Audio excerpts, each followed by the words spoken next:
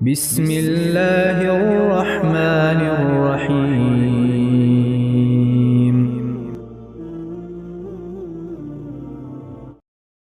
حضور اکرم صلی اللہ علیہ وآلہ وسلم نے ارشاد فرمایا کہ جب ایک بندہ مسلمان ہو جائے اور اس کا اسلام عمدہ ہو، یقین و خلوص کے ساتھ ہو، تو اللہ اس کے گناہ کو جو اس نے اس اسلام لانے سے پہلے کیا معاف فرما دیتا ہے، اور اب اس کے بعد کے لیے بدلہ شروع ہو جاتا ہے، یعنی ایک نیکی کے عوض 10 گنا سے لے کر 700 گنا تک ثواب، اور ایک برائی کا اسی برائی کے مطابق بدلہ دیا جاتا ہے، مگر یہ کہ اللہ تعالیٰ اس برائی سے بھی درگزر کرے اور اسے بھی معاف فرما دے، یہ بھی اس کے لیے آسان ہے۔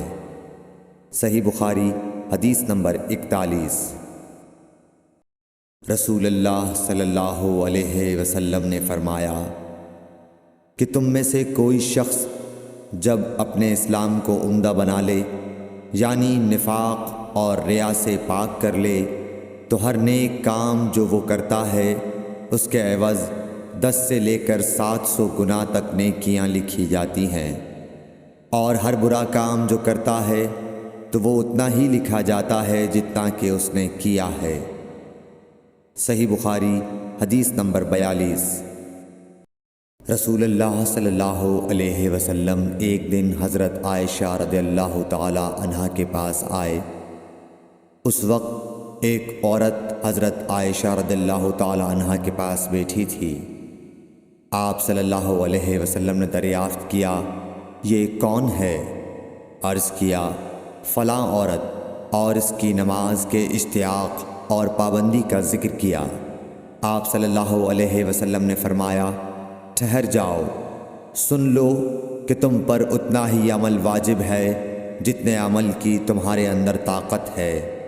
اللہ کی قسم، ثواب دینے سے اللہ نہیں اکتاتا، مگر تم عمل کرتے کرتے اکتا جاؤ گے، اور اللہ کو دین کا وہی عمل زیادہ پسند ہے جس کی ہمیشہ پابندی کی جا سکے، اور انسان بغیر اکتائے اسے انجام دے۔ صحیح بخاری حدیث نمبر 43۔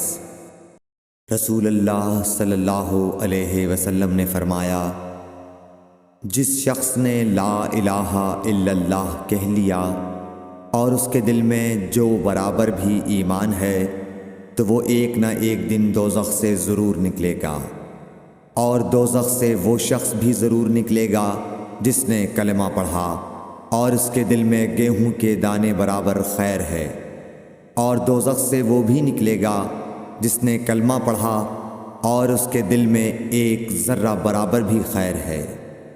صحیح بخاری حدیث نمبر 44۔ ایک یہودی نے حضرت عمر بن خطاب رضی اللہ تعالیٰ عنہ سے کہا کہ اے امیر المومنین، تمہاری کتاب قرآن میں ایک آیت ہے جسے تم پڑھتے ہو، اگر وہ ہم یہودیوں پر نازل ہوتی تو ہم اس کے نزول کے دن کو یوم عید بنا لیتے۔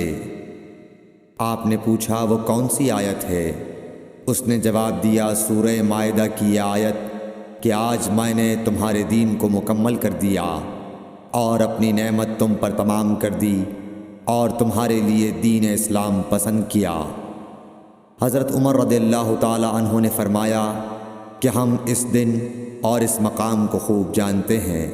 جب یہ آیت رسول اللہ صلی اللہ علیہ وسلم پر نازل ہوئی، اس وقت آپ صلی اللہ علیہ وسلم عرفات میں جمعے کے دن کھڑے ہوئے تھے۔ صحیح بخاری حدیث نمبر 45۔ طلحہ بن عبید اللہ کہتے تھے کہ نجد والوں میں سے ایک شخص حضرت صلی اللہ علیہ وسلم کے پاس آیا، سر پریشان یعنی بال بکھرے ہوئے تھے۔ ہم اس کی آواز کی بنبناہٹ سنتے تھے اور ہم سمجھ نہیں پا رہے تھے کہ وہ کیا کہہ رہا ہے، یہاں تک کہ وہ نزدیک آن پہنچا جب معلوم ہوا کہ وہ اسلام کے بارے میں پوچھ رہا ہے۔ حضرت صلی اللہ علیہ وسلم نے فرمایا کہ اسلام دن رات میں 5 نمازیں پڑھنا ہے۔ اس نے کہا، بس اس کے سوا تو اور کوئی نماز مجھ پر نہیں۔ آپ نے فرمایا، نہیں، مگر تو نفل پڑھے تو اور بات ہے۔ حضرت صلی اللہ علیہ وسلم نے فرمایا اور رمضان کے روزے رکھنا۔ اس نے کہا اور تو کوئی روزہ مجھ پر نہیں ہے؟ آپ نے فرمایا نہیں، مگر تو نفل روزے رکھے تو اور بات ہے۔ طلحہ نے کہا اور حضرت صلی اللہ علیہ وسلم نے اس زکوٰۃ کا بیان کیا۔ وہ کہنے لگا کہ بس اور کوئی صدقہ مجھ پر نہیں ہے؟ آپ نے فرمایا نہیں، مگر یہ کہ تو نفل صدقہ دے تو اور بات ہے۔ پھر وہ شخص پیٹھ موڑ کر چلا گیا، یوں کہتا جاتا تھا قسم خدا کی میں نہ اس سے بڑھاؤں گا نہ گھٹاؤں گا۔ حضرت صلی اللہ علیہ وسلم نے فرمایا اگر یہ سچا ہے تو اپنی مراد کو پہنچ گیا۔ صحیح بخاری حدیث نمبر 46۔ حضرت صلی اللہ علیہ وسلم نے فرمایا جو کوئی ایمان رکھ کر اور ثواب کی نیت سے کسی مسلمان کے جنازے کے ساتھ جائے اور نماز اور دفن سے فراغت ہونے تک اس کے ساتھ رہے تو وہ 2 قیرات ثواب لے کر لوٹے گا۔ ہر قیرات اتنا بڑا ہوگا جیسے احد کا پہاڑ۔ اور جو شخص جنازے پر نماز پڑھ کر دفن سے پہلے لوٹ جائے تو وہ 1 قیرات ثواب لے کر لوٹے گا۔ صحیح بخاری حدیث نمبر 47۔ حضرت صلی اللہ علیہ وسلم نے فرمایا کہ مسلمان کو گالی دینے سے آدمی فاسق ہو جاتا ہے اور مسلمان سے لڑنا کفر ہے۔ صحیح بخاری حدیث نمبر 48۔ حضرت صلی اللہ علیہ وسلم اپنے حجرے سے نکلے، لوگوں کو شب قدر بتانا چاہتے تھے وہ کون سی رات ہے۔ اتنے میں 2 مسلمان آپس میں لڑ پڑے۔ آپ صلی اللہ علیہ وسلم نے فرمایا میں تو اس لیے باہر نکلا تھا کہ تم کو شب قدر بتلاؤں، اور فلاں فلاں آدمی لڑ پڑے تو وہ میرے دل سے اٹھا لی گئی، اور شاید اسی میں کچھ تمہاری بہتری ہو۔ تو اب ایسا کرو کہ شب قدر کو رمضان کی 27ویں، 29ویں اور 25ویں رات میں ڈھونڈا کرو۔ صحیح بخاری حدیث نمبر 49۔ ایک دن حضرت صلی اللہ علیہ وسلم لوگوں میں تشریف فرما تھے کہ آپ کے پاس ایک شخص آیا اور پوچھنے لگا کہ ایمان کسے کہتے ہیں۔ آپ صلی اللہ علیہ وسلم نے فرمایا کہ ایمان یہ ہے کہ تم اللہ پاک کے وجود اور اس کی وحدانیت پر ایمان لاؤ، اور اس کے فرشتوں کے وجود پر، اور اس اللہ کی ملاقات کے برحق ہونے پر، اور اس کے رسولوں کے برحق ہونے پر، اور مرنے کے بعد دوبارہ اٹھنے پر ایمان لاؤ۔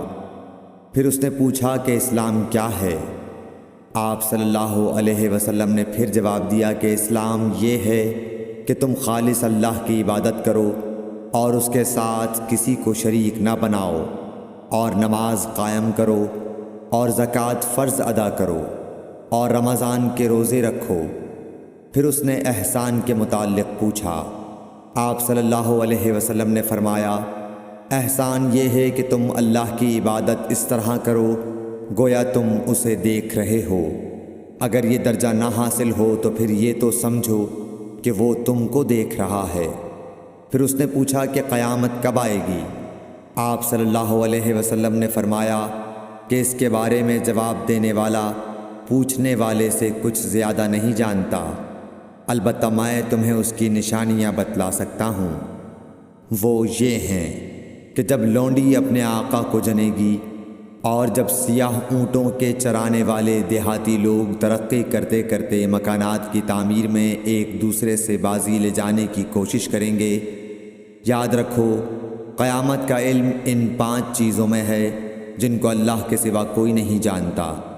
پھر آپ صلی اللہ علیہ وسلم نے یہ آیت پڑھی کہ اللہ ہی کو قیامت کا علم ہے کہ وہ کب ہوگی۔ پھر وہ پوچھنے والا پیٹھ پھیر کر جانے لگا۔ آپ نے فرمایا کہ اسے واپس بلا کر لاؤ۔ لوگ دوڑ پڑے مگر وہ کہیں نظر نہیں آیا۔